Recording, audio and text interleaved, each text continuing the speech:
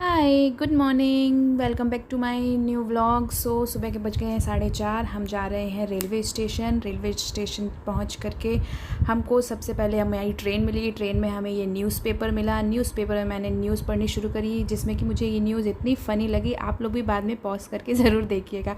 उसके बाद हमारी पानी की बॉटल्स आई, भैया ने हमें पानी की बॉटल दी। थोड़ी देर बाद हमारे पास चाय का कप आया, फिर हमारे पास बिस्किट्स आए। दैन ये बिस्किट्स थे। और फिर उसके बाद हमारी जो जस्ट आगे वाली सीट थी, वहाँ पे मैडम के ऊपर भैया ने चाय गिरा दी थी। उनका हाथ जल गया था। वे बेचारे वो जल्दी से फटाफट दवा ले करके आए। उन्होंने उनको दवा दी। धीरे धीरे करते करते टाइम निकला। फिर उसके बाद मेरी दीदी बगल में अभी काम कर रही हुई है, तो मैं बहुत बोर हो रही थी। मैं इसलिए धीरे धीरे शूट कर रही थी। पीछे 2 लेडीज़ थी, वो बहुत डिस्टर्ब कर रही थी। इतना वो पूरे रास्ते इतना बोलती आई हैं, ओ माय गॉड। लास्ट में मुझे उनको बोलना ही पड़ा कि प्लीज़ मैम, मेरी दीदी काम कर रही है, आप लोग प्लीज़ थोड़ी देर के लिए शांत हो जाइए। इसी बीच फिर मैंने अपनी चाय बनाई, अपनी दीदी की चाय बनाई। फिर धीरे धीरे बहुत टाइम बीत गया। करने को कुछ था नहीं मेरे पास। सुबह जल्दी ऑलरेडी मैं उठ ही चुकी थी, मुझे नींद आ रही थी, तो मैं इसलिए थोड़ी देर के लिए सो ली। नेक्स्ट स्टॉपेज पे हमारे बगल के एक पैसेंजर थे, वो आए। उनकी विंडो सीट थी, लेकिन विंडो सीट पहले से ही हमने हथियार रखी थी, तो उनसे मैंने रिक्वेस्ट करी। दैन वो अच्छे थे तो वो मान गए, इसलिए वो बिल्कुल कॉर्नर सीट पे बैठे।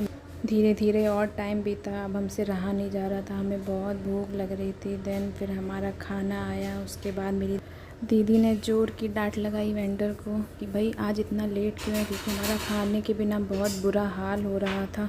उसके बाद दीदी ने सैंडविच बनाया, हमने सैंडविच खाया। धीरे धीरे टाइम निकला। अगर आप भी शताब्दी का यही थका हुआ खाना खा करके थक चुके हैं तो प्लीज़ कमेंट में बताइए। और अगर कोई रेलवे डिपार्टमेंट से मेरी ये वीडियो देख रहा है तो प्लीज़ थोड़ा तो इम्प्रूवमेंट लाइए प्लीज़। कब तक हम पर ये अत्याचार होता रहेगा? कब तक हम ये ब्रेड और कटलेट से अपनी ज़िंदगी गुजारते रहेंगे? ये बहुत अजेल हो गया है अब, प्लीज़ इसको थोड़ा सा चेंज करवाइए प्लीज़, क्योंकि परिवर्तन ही प्रकृति का नियम है।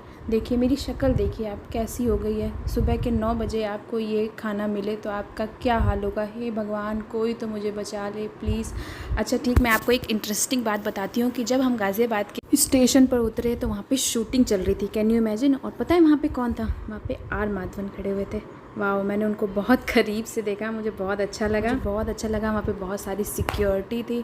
ओके, देन उसके बाद हम लोग धीरे धीरे बाहर आए तो हमारी कैब नहीं आई हुई थी। ओह गॉड, इतना वेट किया हमने, फिर फाइनली हमारी कैब आई। फिर हमने नोएडा में कदम रखा।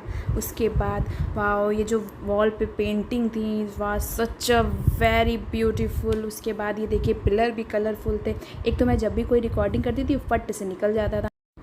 बस ऐसे ही गपशप करते हुए हम अपनी मंजिल की ओर बढ़ रहे थे। धीरे धीरे ट्रैफिक में फंसते हुए, वीडियो क्लिक करते हुए, बातें करते हुए, सेल्फीज़ लेते हुए हम अपनी सोसाइटी में एंटर करते हैं। सोसाइटी में एंटर करने के बाद देखते हैं कि लिफ्ट बंद है। ओह गॉड, फिर हम लोग थोड़ा सा वेट करते हैं। उसके बाद हम लिफ्ट में एंट्री करते हैं। मेरी और मेरी दीदी की शक्ल देखिए, पसीने से थकान से लथपथ हो गई है। तो फाइनली हम घर पहुंच गए हैं। वीडियो अगर अच्छी लगी हो तो like share and subscribe. Okay bye.